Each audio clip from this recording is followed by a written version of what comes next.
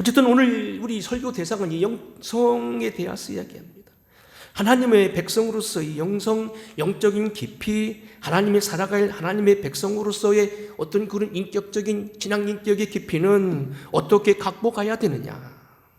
특별히 노래 중에 노래라고 하는 아가서, 이것을 영어 성경으로는 Song of Songs라고 얘기합니다만, 노래 중에 노래, 빼어난 노래, 아름다운 노래를 간구하고 있는 이 아가서에 표시되어 있는 하나님의 영성의 문제입니다. 아가서는 우리가 흔히 알다시피 우리의 모든 가장 영화로웠던 왕이었던 솔로몬 왕과 그의 애인이었던 술람미 여인과의 대화를 이야기하면서 그의 어떤 남녀 사랑, 어떤 애틋한 그러한 어떤 많은 고비를 넘어가며 그들이 가까워진 그 관계를 영적 깊이 그렇게 표현했다는 겁니다.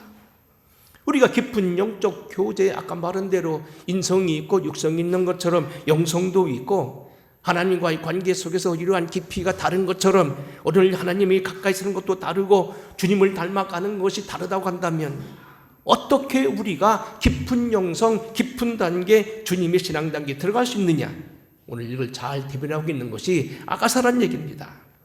오늘 우리가 이 새로운 도약의 계절, 봄철에 접어들고 여름에 접어들고 추수하는 가을과 겨울로 이어지는 이러한 중요한 순간에 우리 영적인 단계에 대해서 몇 가지 얘기해 보려고 합니다.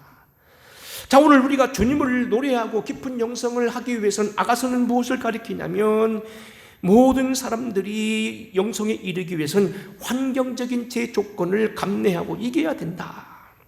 오늘 10절 말씀 같이 읽어보겠습니다. 10절로 12절입니다. 자, 시작. 나의 사랑하는 자가 내게 말하여 이르기를, 나의 사랑 내 어여쁜 자야, 일어나서 함께 가자. 겨울도 지나고 비도 그쳤고 지면에는 꽃이 피고 새가 노래할 때가 이르렀는데 비둘기 소리가 우리 땅에 들리는구나. 겨울도 지나고 비도 그쳤다.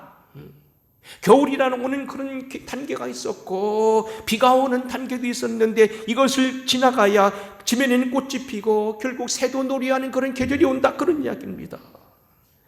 다시 말씀드리면 겨울도 지나고 지리한 비도 그쳤다는 얘기 뭐냐면, 우리가 믿음에 도달하기 위해서, 사랑하는 자 앞에 가기 위해서, 하나님께 가기 위해서는 때로는 환경적인 조건도 넘어서야 된다는 거예요. 이미 말씀 맞듯이 여러분, 봄이 올 때는 그냥 오는 게 아닙니다. 꽃샘추위가 있습니다.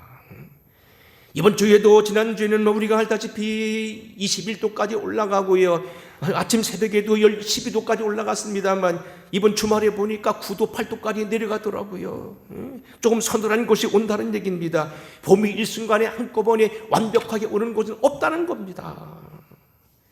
봄이 오기까지는 일교차가 있어야 되고요, 또 이 봄이 이기까지는 겨울에 많은 것을 때를 벗어버려야 될 그런 어떤 환경적인 극복이 필요하다는 겁니다. 우리 인생의 영적 봄을 노래하고 영적 꿈을 노래하기 위해서는 마찬가지라는 얘기입니다. 여러분, 오늘 우리가 꽃이 피고 만물이 약동하는 그러한 환경의 어떤 봄을 만들기 위해서는 겨울이 이겨야 되고 비를 그쳐야 됐다는 얘기는 무슨 얘기입니까? 겨울은 암울하고 춥고 고통스럽고 활동에 제한되어 있는 환경을 말합니다. 비 역시 우울하고 고통스러운 인내를 말하는 겁니다. 하지만 분명한 것은 뭐냐면, 우리가 이 겨울도 나름대로 의미가 있고요, 이 비도 나름대로 의미가 있다는 거예요. 여러분, 오늘 저는 언젠가 한번 신문에 보니까 봄이 되면 화창하게 피는 꽃도요, 그냥 피는 것이 아니라 겨우 내내 그들이 쉬면서 꽃눈을 만든다고 하는 이야기입니다. 나무 어디인가 꽃눈을 만들었다, 그것이 봄에 결국 피기 때문에 꽃눈이 적으면 결국은 수확을 거둘 수 없다는 거예요. 어제도 마침 잠깐 행사가 있어서 사과 농사를 크게 짓는 지난 권사님 만나서 얘기 드는데, 제가 작황을 물어봤어요. 사과 농사를 많이 짓거든요. 사과가 어때? 그랬더니 꽃이 별로 안 핀 것 같아요 그러더라고요. 아마 금년도 사과값이 많이 올라갈 것 같아요. 여러분, 꽃은 그냥 피는 게 아니고 사과나무도 봄에 맺는 게 아니고 겨우 내내 어떤 온도와 어떤 조건 속에서 꽃눈을 맺었다가 그게 봄에 나올 때 튀어나온다는 거예요. 그 꽃눈대로 된다는 거예요. 여러분, 오늘 금년에는 아마 이 아침 앞에 수국꽃이 꽤 필 것 같아요. 한 이때 동안 수국꽃이 잘 안 피고 화단에 놨더니 너무 뿌리까지 얼었나 잘 안 될 것 같아서 저희들이 장로님하고 몇 분들이 수고해서 여기 저 밑에 지하 여기 1층 그 예배실에다가 그걸 겨우 내내 품고 있었더니요, 바깥 내놨더니 이번 보니 꽃눈이 많이 올라오더라고요. 여러분 아마 수국꽃을 많이 볼게 될 겁니다. 겨울은 암울하고 춥고 어려운 시기요, 인생이 단절되는 것 같지만 단절되는 게 아니라는 겁니다. 또 다른 것을 기약하는 그런 하나의 준비기간이라는 겁니다. 팔레스타인의 비는 역시 우리가 알다시피 암울하고 칙칙한 것만이 아니고 이것은 생명과도 연관되어 있는 고마운 비입니다. 소위 말하는 성경에 본 은혜의 때로 표현합니다. 이스라엘 포함한 어떤 이런 고대 근동이나 모든 동남아시아에 보면 9월, 10월에 보면 우기가 되어서 이런 때 이른 비가 내리고 이때 파종을 한다고 그럽니다. 3월과 4월이 되기까지 더 계속 우기가 이어져 이때는 늦은 비가 내린다고 합니다. 이때의 비는 뭐냐면 수확을 앞둔 시기에 절설기의 비라고 얘기합니다. 우리 농사 안 짓고 그저 그냥 공무원 생활이나 한 사람들은 때로는 모르겠습니다만 이 비라고 하는 것은 오늘 생명과도 같고요, 전 세계 오늘날도 물전쟁이 나는 것처럼요, 물이 소중한데 이 모든 것들이 비로 말미암는다는 겁니다. 겨울이 있어 봄에 꽃을 준비하고요, 비가 있어서 결국 뭐냐면 풍성한 수확을 위해서 이른 비와 늦은 비를 파종하고 꾸리는 그러한 또약의 기기라는 겁니다. 문제는 뭐냐면 이러한 어두운 시기, 이러한 모든 것을 축복으로 알고 견뎌야 된다는 거예요. 사랑하는 성도 여러분, 우리가 오늘 신앙의 꽃을 피우고 아름다운 인격을 이루고 축복을 이루기까지는 겨울도 지나고 비도 그치고 꽃이 피어야 되고 새가 노래할 때까지는 인내가 필요하다는 거예요. 몇 번 드린 말씀입니다만 오늘 여기 우리는 정말로 그렇습니다. 예쁜 신부가 어느 날 갑자기 나타나는 게 아닙니다. 갈등의 청소년 길을 거쳐서 오랜 동안 그가 단련되고 그가 하다가 아름다운 신랑과 신부가 되는 것이라는 얘기입니다. 일본 교토에 가니까 30m 내지 50m 뒤는 대나무가 있고 우리나라에도 저쪽 밑에 담양에 가게 되면 그런 왕대나무가 있습니다. 저희들이 이번 5월 18일 날 노인들을 모시고 가는데 어디로 갈까 지금 궁리 중에 있고 여러분 지금 의견을 듣고 있습니다만 제 생각에는 거기 담양도 한번 가봤으면 좋겠어요. 왕대나무 이렇게 쳐다보이는 30m 내지 50m 되는 대나무가 있습니다. 근데 우리 왕대나무가요, 비가 오게 되면은 막 쭉쭉 크고 하루에 어떨 때는 막 3m씩 5m씩 큰다는데요, 이 대나무는 그냥 되는 게 아니고 적어도 땅속에서 10년 이상 뿌리로 자란다는 겁니다. 10년 이상 땅속에서 그러고 자라다가 어느 순간에 차게 되면 비가 오게 되면 하루에도 40cm, 50cm, 길게는 몇 미터씩 쭉쭉 크면서 30 내지 50m로 불과 열흘만이 딱 서게 된다는 겁니다. 중세기에 가장 유명했던 성자 가운데 하나였던 십자가 성요한이라고 하는 유명한 영성가가 있습니다. 이제 후발이 말하기를 아빌라이 테레사라고 하는 이분과 함께 아주 영성을 이루는 스페인 영성의 아주 쌍벽을 이루는 분입니다만 이 십자가 성요한이 27살 젊습니다. 그런데 그는 이렇게 표현합니다. 신앙 단계가 높아지고 깊은 영성, 하나님의 신성에 이르게 되려면요, 영적 과도기가 있는데 몇 가지 단계가 있다는 거예요. 아마 이건 이럴 겁니다. 아이들을 키우는 애기 엄마가 어느 날 당황해서 어머니 우리 아기가요 아파요, 코가 찔리려고요, 막 부채고 그래요. 그러면 아하, 이 녀석이 더 약아지려고 그런가 보다. 그렇지요? 아기가 크려면요 뼈마디가 자라면서 그냥 그런 게 아니고 몸살을 겪어요. 그래서 이게 아이가 끙끙 앓으면 저 아이가 더 머리가 좋아지고 좀 있으면 말을 하려는가 보다, 걸으려는가 보다, 성장하는가 보다. 십자가 성요한 이걸 뭐라고 표현하면 밤이라고 표현했습니다. 이렇게 표현해도 좋을 겁니다. 제가 여기 한 십수년 전에 예산 오가에서 오가교회는 교회를 담당했고 거기 백종원이 할아버지가 맨 앞에 앉아서 늘 끄덕끄덕 설교를 들었다는데 그 교회에서 이런 일이 있었어요. 교회 앞에 그 대학 교수님의 텃밭이 있었는데 바로 백종원이 그 바로 종조 할아버지, 그 할아버지의 동생분이 계셨는데 이분하고 저하고 조금 늦가을이 되면 신경전이 벌어져요. 저는 교회 앞이 늘 불이 환하게 펴나서 교회 앞이 좀 후원했으면 좋겠다 해서요, 면사무소 얘기하고 가로등을 훤히 켰는데 자꾸 이분이 와가지고요, 자꾸 불을 꺼요. 저는 켜고 그 양반은 끄고 대학 교수는 끄고 목사는 켜고, 물론 뭐 교인이니까 뭐 입닥도 싸움은 아니지만 어떤 신경전이 좀 벌어졌어요. 나중에 알고 본 게 왜 그렇습니까? 그 밑에 등불에 있는 참깨가요, 등불을 켜놓으면 익질 않는다는 거예요. 밤이요, 사실은 어둠의 때요, 칙칙한 때요, 사망의 때라고 하지만 아니 그렇다는 겁니다. 곡식이 익을 때는요, 밤이 와야 콩이 제대로 결실하게 되고요, 깨가 익는다는 겁니다. 그렇지 않으면 푸른 거로 있다가 된설이 맞아서 쭈그리게 된다는 겁니다. 그래서 자꾸 교수님은 끄고 나는 켜고, 영의 밤도 마찬가지라는 거예요. 믿음 생활하는 사람이 처음엔 이사와 기적이 많고요, 조금만 기도해도 하나님 대꺽대꺽 들어줬는데 언제부턴가 하나님 침묵하시는 것 같고 기도가 응답이 없다, 속이 영적인 밤입니다. 근데 그 과정을 뛰어넘어야 돼요. 그런 과정이 여러 번 있다는 겁니다. 이런 과정을 십자가 성리하는 뭐냐면 밤의 신학이라고 얘기합니다.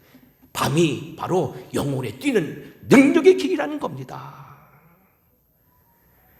사랑하는 성도 여러분, 오늘 우리는 들에 피어 있는 들풀들도 그냥 곳이 아니라 많은 역경과 고통을 겪어서 비가 올 때 뿌리를 잡고 뜨거운 태양빛에 그것을 견디면서 결실하며 익어간다는 사실을 기억해야 됩니다. 농부들에 의하면 논밭에 파종을 해서 곡식이 맺기까지는 적어도 어떤 학자가 정리했는데 17가지의 고민과 고통을 이겨야 된다고 얘기합니다. 이 씨가 잘된 씨인가, 잘못 뛰어 죽은 씨를 뿌린 것이 아닌가. 어떤 할머니는요, 시장에 가서요, 가시라고 사왔는데 배추씨라고 사왔는데 놔줘보니까 가시요, 잘못 사왔어요, 속에 바른 거예요. 그럴 수 있다는 겁니다.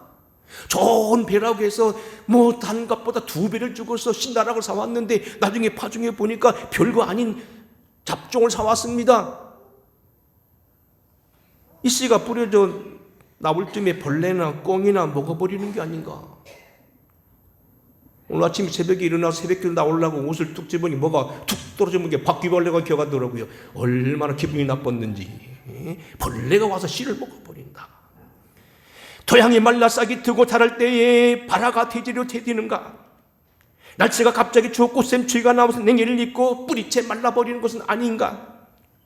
수확하기 전 비가 많이 와서 침수를 입는 것이 아닌가. 병충해를 입으면 어떻게 되나. 바람이 시차게 불어서 꺾어지면 어떡한가. 우리 박상상 권사님이 아주 주신 좋은 꽃을 파출을 놨더니요, 잘 크라고 해서 놨더니 쭉 커보더니 오늘 아침 일어난 게 무슨 뚝 꺾어졌더라고요. 속이 상해. 바람이 불어서 꺾어지는 한 말이에요. 새나 해충이 와서 열매를 따먹기 전에 파먹으면 어떡한가. 농약을 잘못 줘서 잘못되면 말라 죽지 않는가. 거름을 나무 많이 주거나 적게 주어서 소화기 적거나 아니면 썩어버리면 어떻게 하나. 설이나 눈이 빨리 와서 추위가 닥쳐 추수를 하지 못하면 어떻게 하나. 여러 가지 염려를 이긴다는 거예요. 문제는 오늘 우리 신앙도 마찬가지인데 우리는 신앙 이러한 모든 고비를 이겨가면서 이기는 것이 아름답다는 얘기입니다. 모든 조건이 다 주어서 예수 믿는 것보다도 어려운 시험과 시련을 겪어가면서 믿음으로 이겨나가는 하나님께 기뻐하신다는 얘기입니다. 비행기 이륙도 마찬가지입니다. 신앙의 과정을 어떤 사람들은 비행기가 하늘을 나는 걸로 표현합니다. 대개 우리 어른들은 반수 이상은 자녀들 때문에 비행기를 많이 타보셨을 거라고 봅니다. 요즘에는 여행들 많이 하시니까. 여러분 보세요. 비행기가 때로는 이 땅을 이룩해서 하늘로 날아갈 때 제일 비행기가 힘이 들 때 얘기고 제일 위험한 때입니다. 근데 비행기는요, 이게 대기선에 와 있다가 엔진을 걸고서 출발할 때는요, 슬슬슬 가다가 비행기 뜰 때는 한 180km 들어가면 붕 뜨는데요, 모든 엔진을 다 가동합니다. 그리고 몸살을 합니다. 비행기가 부들부들 떨립니다. 그러면서 뜹니다. 그리고 수추가 지나면은 이 창공으로 올라가서 국내선은 한 8km, 국제선은 한 12km 딱 올라가면 그 뒤부터는요, 요동도 않고요, 컵에 물을 담아도 물 하나가 끄떡할 수 있도록 자동차 이상으로 아주 안전합니다. 문제는 이러한 과정이 있다는 거예요. 사랑한 자가 내게 이르길 나의 사랑 어여쁜 자야 함께 가자. 겨울도 지나고 비도 그쳤고 지면에는 꽃이 피고 새가 놀이할 때가 이르렀는데 비둘기 소리가 우리 땅에 들리는구나. 역경 신앙의 초기에 많은 고통을 이겨진다는 겁니다. 두 번째는 뭡니까? 아름다운 사랑에 합당한 행동이 필요합니다. 13절입니다. 무화과 나무 위에는 푸른 열매가 익었고 포도나무는 꽃을 피워 향기를 토하는도다. 나의 사랑 나의 어여쁜 자 일어나서 함께 가자. 푸른 열매가 익었고 포도의 나무에는 꽃이 피고 향기가 나고 어여쁜 자 나와 함께 가자. 열매가 있기 위해서는 그냥 되는 게 아니라는 겁니다. 잎이 피고 꽃이 피고 향기가 나고 거기 발화가 되고 그럼 젖과가 되어야 된다는 얘기입니다. 함께 가는 행동이 필요하다는 얘기입니다. 믿음의 세월을 위해서는 행동이 필요하다. 어떤 임금이 기다리던 아들을 하나 낳습니다. 옛날 임금들이 아들을 못 낳고 하는 건 잘못하면 그 왕가의 어떤 패망뿐만 아니라 국가의 운명과도 연결되어 있고요. 이것이 결국 잘못되게 되면 나라가 큰 축이 나고 한바탕 요동을 겪지 않는 나라가 망하기도 합니다. 우리가 잘 알다시피 고구려 왕의 마지막 때도 마치 그랬고요. 모든 나라에 이 왕가가 잘못 얘기지면 결국 왕통이 끊어지게 되면 혼란에 빠지고 결국 문제가 생깁니다. 근데 기다리던 아들이 낳습니다. 임금님이 너무 신이 나서 문무백관을 많고 축하를 베풀고 대탕구를 열어서 백성들에게 떡을 내고 잔치를 주고 공의를 선포했습니다. 왕자가 났다고 대서특필하고 신문도 났습니다. 근데 문제가 생겼습니다. 석 달이 지나고 넉 달이 되면 여기에 이제 앉기도 해야 되고 걷기도 해야 되는데 앉지도 못합니다. 나면서부터 안진뱅입니다. 이건 더 큰일입니다. 사랑하는 성도분, 오늘 우리는요, 믿음의 성도들이 오늘 일을 하기까지는요, 하나님 앞에 뭡니까? 행동도 있어야 돼요. 10년 믿었는데, 그래, 나왔다, 들어갔다고요. 잡아당기면 나오고요. 전화하면 나오고요. 아니면 들어가고요. 나왔는지 안 나갔는지 그냥 조만 뒤에 있다가 자기 믿듣기 믿는다. 그거 사실 엄밀히 보면 정상적인 신앙이 아니라는 겁니다. 행동이 필요하고, 헌신이 필요하고, 하나님 앞에 충성이 필요하다는 겁니다. 빌립보서 1장 27절에 보게 되면 사도 바울은 당신이 사랑하는 성도들인 빌립보 교원들에게 그런 순교를 눈앞에도 이렇게 말합니다. 오직 너희는 그리스도의 복음에 합당하게 생활하라. 이는 내가 너희에게 가보나 떠나 있으나 너희가 마음으로 서서 한 뜻으로 복음의 신앙을 위하여 협력하는 것과 모든 일에 대적하는 자들 때문에 두려워하지 아니하는 이것을 듣고자 함이라. 이것이 그들에게 멸망의 증거요 너희는 구원의 증거니 이는 하나님께로부터 난 것이다. 복음에 합당하게 생활하는 것, 때로는 악한 자들과 대적도 하고요, 두려워하지 아니하고요, 믿음으로 살아가는 것, 이것이 하나님께 원하는 것이요 하나님께로부터 난 것이란 얘기입니다. 잠언서 25장 11절입니다. 경우에 합당한 말은 아로새긴 은쟁반의 금사관이라. 합당한 행위, 합당한 어떤 격려, 합당한 생활, 합당한 충성, 우리가 마땅히 드려야 될 그 다음 단계라는 거예요. 중국의 유명한 영성가요, 복음 설교가였던 워치만이라고 하는 분이 계십니다.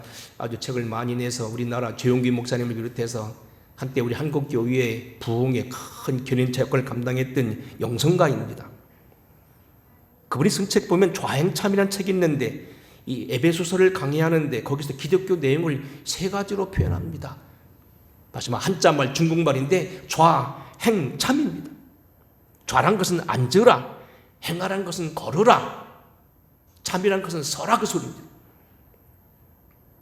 첫째, 앉으란 말은 무슨 얘기냐면 구원의 메시지입니다. 일단 주님 우편에 앉아있기부터 해라. 하나님의 하늘에부터 주수를 정해라는 얘기입니다. 그의 능력이 그리스도 안에서 역사하사 죽은 자들 가운데 다시 살리시고 하늘에서 자기 오른편에 앉히셨다. 예수 그리스도와 믿는 사람들을 하나님 보좌 앉게 하셨다는 겁니다. 2장 5절입니다. 허물로 죽은 우리를 그리스도와 함께 살리셨고 또 함께 일으키사 그리스도 예수 안에 함께 하늘에 앉히시니 그랬습니다. 같이 하세요. 앉히시니. 따라서 하세요. 앉히시니. 앉다. 우리를 일으켜 세워서 하나님의 보좌 앞에 함께 일으켜 세워 앉게 하셨다는 겁니다. 구원받게 하셨다는 겁니다. 하늘의 자녀로서의 권세를 누리겠다는 겁니다. 여러분이 청와대 마음대로 들어가셨다는 여러분이 하나님 대통령과 친구가 됐다는 얘기고요. 죽어도 아들 됐다는 얘기지요. 청와대 함부로 못 들어갑니다. 하늘나라에 들어가는 앉았다는 얘기는 뭐냐면 하늘의 가족이 됐다는 얘기입니다. 구원받은 사람 먼저는 하늘에 앉는 것부터 해야 된다는 겁니다. 세상에 옛날 우리가 미화시키기 위해서 얘기하지만 사실 아기가요 걸어다니기 위해서는 앉기부터 먼저 하지 앉지 못하는 사람이 걸었다는 얘기는 없어요. 앉기부터 해야 된다는 거예요. 두 번째는 걸으라입니다. 행하라. 영어로 walk. 4장 1절입니다. 그러므로 주 안에 갇힌 내가 너희를 권하노니 너희가 부르심에 받은 일에 합당하게 행하여 모든 겸손과 온유로 하고 오래 참음으로 사랑 가운데 서로 용납하고 평안에 매는 줄로 성령이 하나 되게 하신 것을 힘써 지키라. 5장 1절입니다. 그러므로 사랑받는 자녀같이 너희는 하나님을 본받는 자가 되고 그리스도께서 너희를 사랑하신 것 같이 너희도 사랑 가운데 행하라. 이제 구원받았으면 앉아있어서 이제는 뭡니까? 걸어야 된다는 겁니다. 그래서 에베소서에 보게 되면 가장 중요한 건 뭡니까? 지켜라, 기도하라, 연합하라, 충만하라, 노래하라, 감사하라, 효도하라, 주의 교양과 훈계로 양육하라, 충성하라, 아껴라, 사랑하라는 말이 많습니다. 하라. 합당하게 행해야 된다는 겁니다. 목사는 목사대로 어떤 위치가 있고 장로는 장로의 위치대로 행해야 되고 권사는 권사대로 있어야 되고 행하는 거 필요하다는 얘기입니다. 족장이 할 일이 있고 여성교장이 할 일이 있고 할 일이 있다는 겁니다. 행해야 된다는 겁니다. 설교 집중하세요. 세 번째는 뭐냐면 서야 된다는 거예요. 이건 에베소서 6장에 보게 되면 너희가 그리스도 안에서 함께 서서 악한 마귀를 대적하는 데서 나오는 얘기입니다. 영어로 스탠드, 서라. 한문으로 참, 병참기지. 여러분 무슨 얘기인지 아시죠? 병참기지. 전쟁하는 사람은 절대 앞에 나가지만 못해 뒤서요 계속해서 물자를 데워둬야 되고요. 아픈 사람 뒤를 빼내서 보충해줘야 되고요. 그리고 자꾸 그 사람은 물자 보내줘야 돼요. 옷도 갈아입혀야 되고 휴가도 보내야 되고 계속 돌리는 거예요. 전쟁 그리 되는 거예요. 사실 어떤 의미에 보면 북한이 지금 우리나라를 못 쳐들어오는 거 그게 안 된다는 거예요. 왜? 돈이 없어서. 중국이 안 도와주고 소련이 오케이 하지 않으면 못 온다는 겁니다. 근데 우리는 미국이 도와주기 때문에 이게 튼튼하니까 지금 버티고 있다는 겁니다. 여러분 유명한 마틴 루터가 종교개혁할 때 어느 날 그를 교황청에서 불러냅니다. 오음스회라고는 브롬스회라고는 오음스 같은 얘기인데 묵음인데 그래서 오음스가 맞은데 오음스회에서 재판하게 옵니다. 그때 마틴 루터가 유명한 고백이었습니다. I am standing here. 나 여기 서 있노라. 지금 여기 10만이나 되는 이 큰 거대한 이 도시에 오음스에 있는 수만 채의 그 기와집에 기와장이 다 마귀가 되어서 나를 달려들어도 나 여기 서 있겠노라. 유명한 얘기입니다. 수만 채의 기와장이 얼마나 많아요. 그 기와집이 그 기와장이 다 마귀가 돼서 나를 향하여 달려들어도 나 여기 서 있겠습니다. 나 넘어지지 않습니다. 물러가지 않습니다. 나 여기 버티겠습니다. 참하겠습니다. 대적하겠습니다. 영적 싸움하겠다는 거예요. 오늘 본문도 보게 되면 다 읽지 않은 것만 거기 보세요. 오늘 본문 말씀 14절 위에 15절 뭐가 나와요? 우리를 위하여 여우 곧 포도를 허는 작은 여우를 잡으라. 여우를 잡아야 돼. 여우가요 포도를 살짝 돌아가지고 꽃을 따먹는다는 거예요. 그러면 농사 필요 온다는 거예요. 멀쩡한데 열매가 없다는 거예요. 가정에 돈도 많고 제법 잘 사는 것 같다네. 어느 날 보니까요 남자 여자가 서로 병들었어요. 곤방이 들었어요. 곤방이 뭔지 아시지? 서로 미워하는 거예요. 징그러운 거예요. 응? 서로 만나면 좋아 죽어야 되는데 어느 날부터인가 서로 멀찍이 떨어졌어요. 서로 불평하기 시작해요. 교회도 마찬가지고요. 작은 여우가 들어와서 그런 거예요. 마음을 훔친 거예요. 이단자가 들어와 자꾸 사람 빼내가는 거예요. 이걸 잡아야 된다는 거예요. 그래서 좌행참. 근데 제일 중요한 것 중 하나는 뭡니까? 일단은 행해야 된다는 거예요. 유명한 마더 테레사가 이런 얘기를 했습니다. 사랑이란 캘커타의 한 소년이 사랑의 집에 들어오고 있는 사울분의 설탕입니다. 좀 이상한데, 사랑이란 뭐냐면 캘커타의 어린이가 있는 곳에 설탕 봉지를 가져가는 거라는 거예요. 말로만 잘 있어라 하지 않고요, 먹을 걸 가지고 와야 사랑이라는 거예요. 너 배고프니 밥빵 사 먹어라. 그 전에 우리 동네에요, 예수를 믿으라게 또 믿을 때도 안 믿은 분이 있어요. 왜 그런 줄 아세요? 그 교회 제일 중직 하나 그랬대요. 시장에 나가서 옛날 참 어려웠잖아요. 가만히 막 팔고 막 계란 같은 꿀에 가서 팔고 장사하러 갔는데요. 오돌돌 떨어오지 장사하는데요. 자기가 빵을 쫙쫙 먹더래요. 그래서 정말 먹고 싶었는데 아끼니라 못 사 먹었는데 그러더라는 거야. 아줌씨 돈 있으면 빵 사 먹어요 그랬더니. 빵 좀 뚝 띄어서 반절 나눠주지. 그래가지고 평생 그게 원년이 됐어.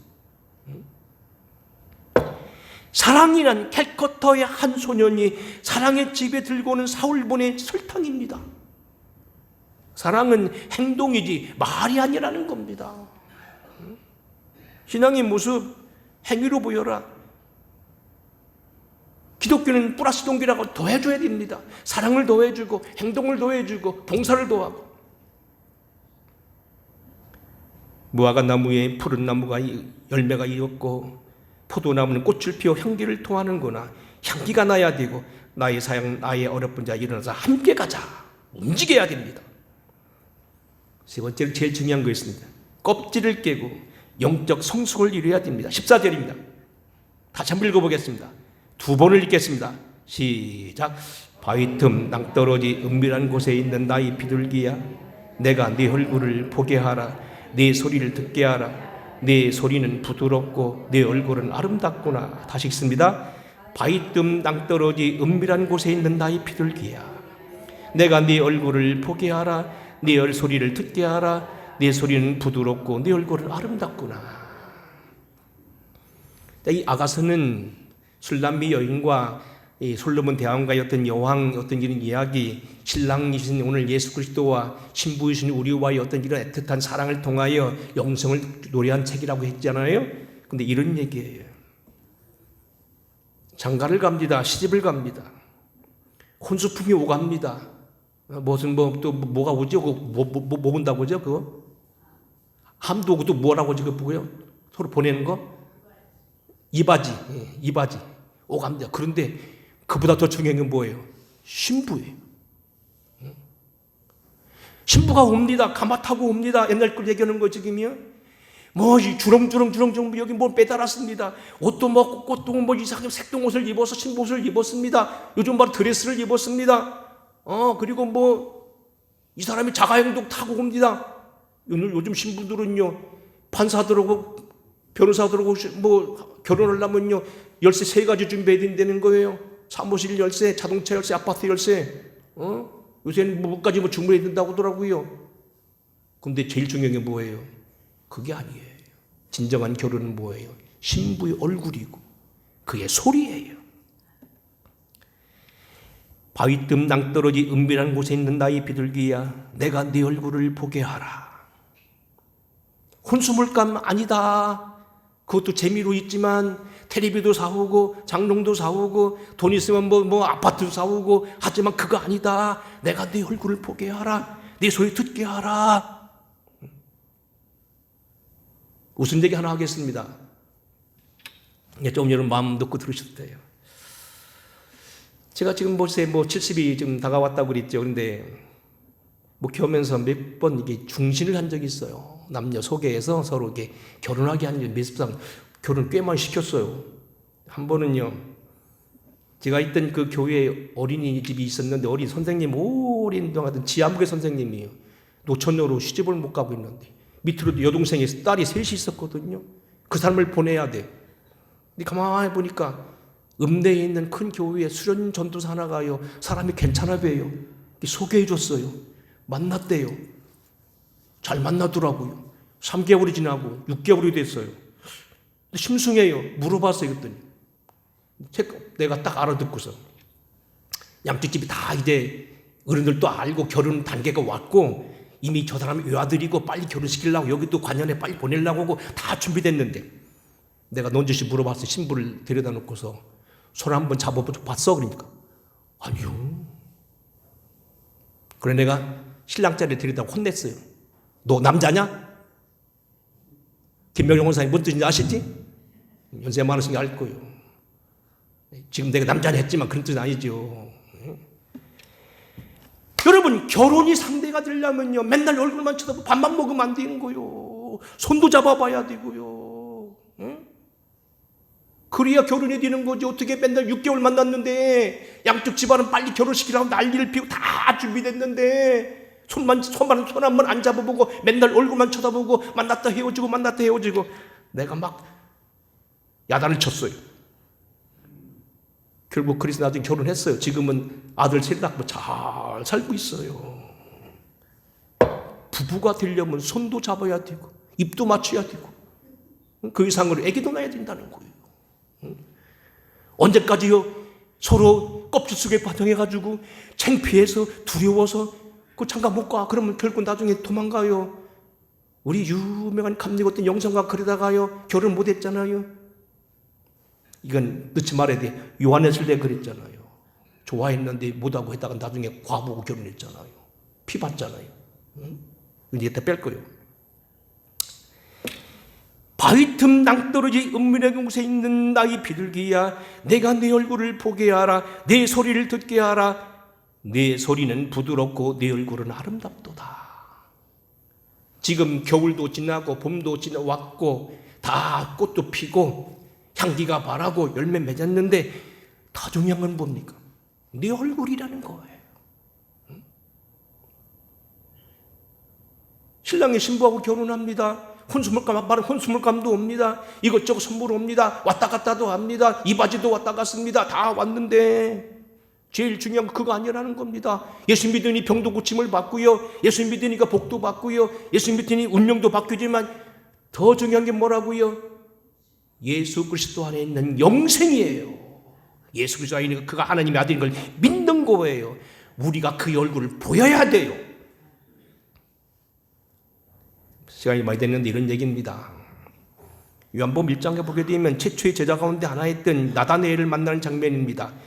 나다네엘이 칭찬했는데 나다네엘에게 뭐라고 합니까? 내가 너를 무화과 나무 아래에 있었다고 하는 것을 봤다 하면 네가 믿느냐? 이보다 더 큰 것도 보리니 인자 위에 천사가 오르락내락하는 걸 보리라. 하늘이 열린 걸 보리라. 창세기 28장입니다. 오늘 여기 야곱이가 피난을 갈 때에 그가 하나님께 나타나는 게 뭡니까? 하늘문이 열리고 천사가 오르락내리는 걸 보게 되었습니다. 신령한 단계가 있다는 거예요. 우리 영상은 거기까지 이르러야 된다는 겁니다. 어느 때까지 문턱만 만나는 겁니다. 10년 20년 믿었는데 부활도 못 믿고, 물론 도마처럼 못 믿을 수 있지만 그러나 믿어야 된다는 겁니다.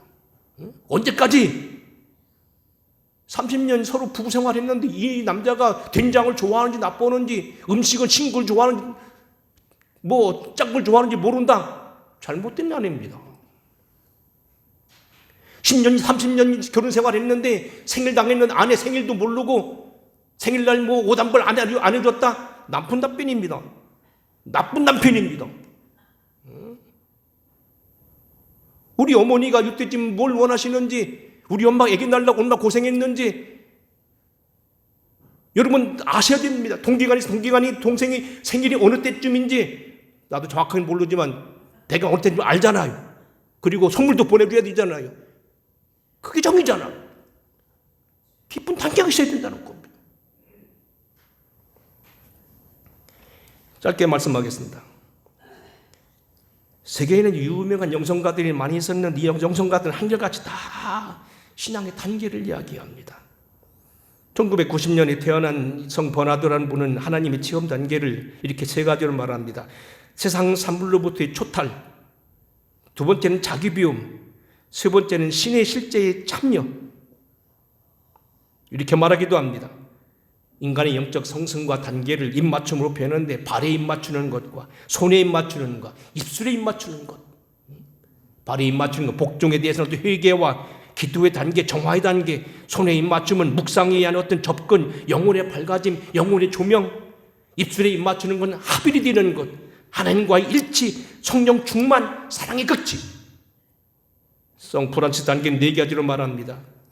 그리스도의 고난에 참여, 가난의 실천, 사랑의 실천, 자연에 대한 사랑. 성프란시스는 자연에 대한 사랑을 받았기 때문에 매미하고도 대화했다고 하죠. 새 앞에 설교했다고 하잖아요. 응? 여우하고도 늑대하고도 대화했다고 하잖아요. 아까 말씀드린 아빌라이 테레사, 이 십자가 성령 아주 유명한 성자입니다. 13세의 어머니가 돌아가셔서 작은아버지 댁에 가 있다가 결국 나중에 수도원에 들어가서 했던 이런 유명한 수도사인데 아주 미인 수도사고요. 지금도 여기 스페인에 가게 되면 아빌레에 가게 되면 그분의 있던 박물관이 있는데 거기 마리아는 그분의 살은 지금도 썩지 않고 있다는 거예요. 처녀 가슴을 그냥 가지고 있다는 거예요. 유명한 영성가입니다. 근데 이분은 이렇게 말했어요. 정원의 물주기로 표현합니다. 두레박으로 물주기, 물레로 물주기. 물레 뭔지 아시죠? 물레 방황. 세 번째는 뭡니까? 시냇물로 물주기. 네 번째는 소락비로 물주기. 이분이 또 하나는 노년의 시대에 책을 많이 썼는데 여러분 제가 새벽 술 시간에 얘기했죠. 유명한 영혼의 성이라는 책이 있어요. 우리 영성의 단계를 7가지 방으로 표현합니다. 이건 지난번 공부하다 보니까 에스겔서 45장부터 48장에 보게 되면 에스겔 성전이 나오는데 그 성전 구조가 그렇더라고요. 7가지 방으로 되어 있더라고요.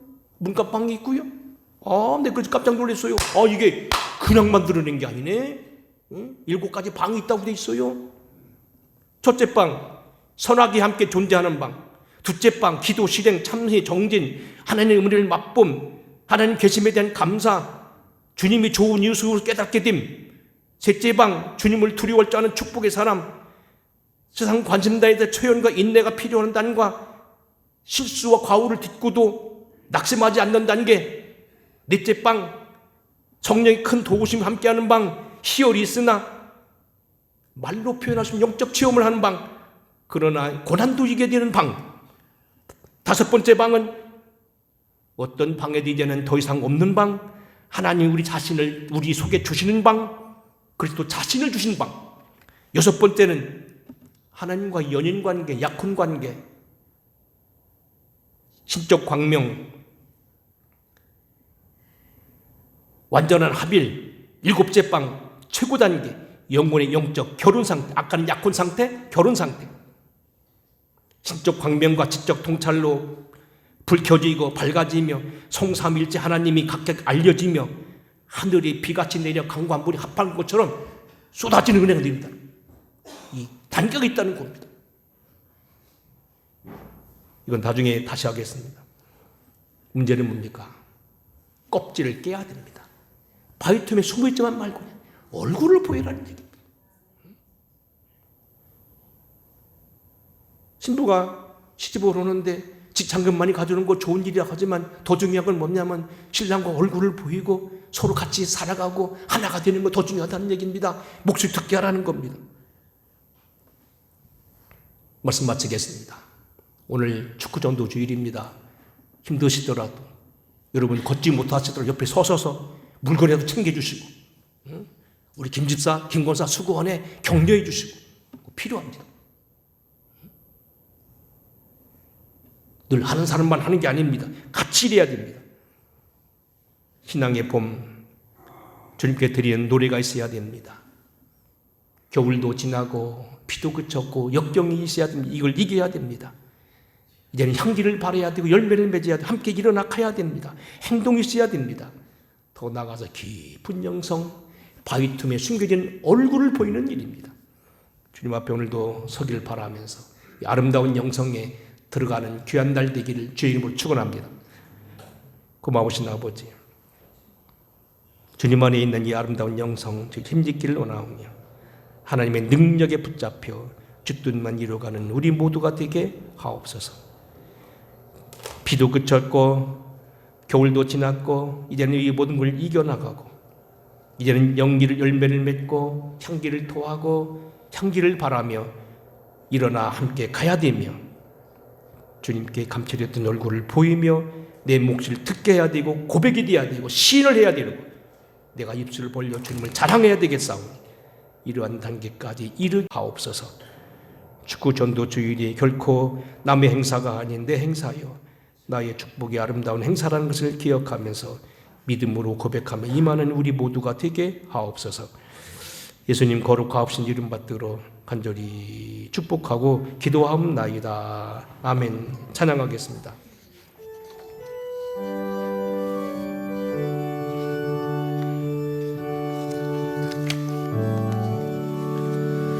주를 앙모하는 자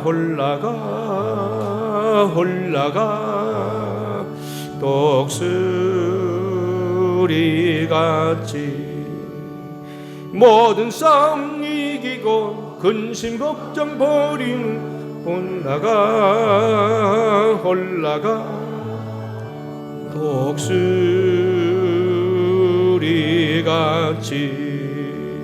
주 앙모하는 자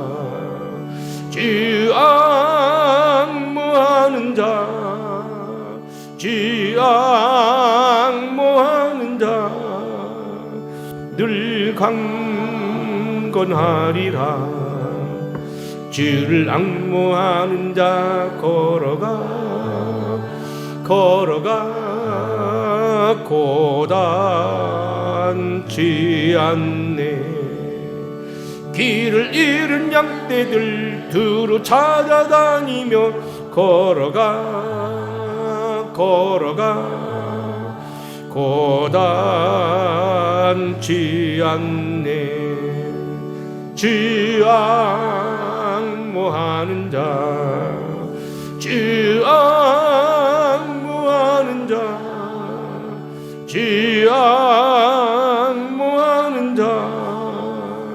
늘 강건하리라.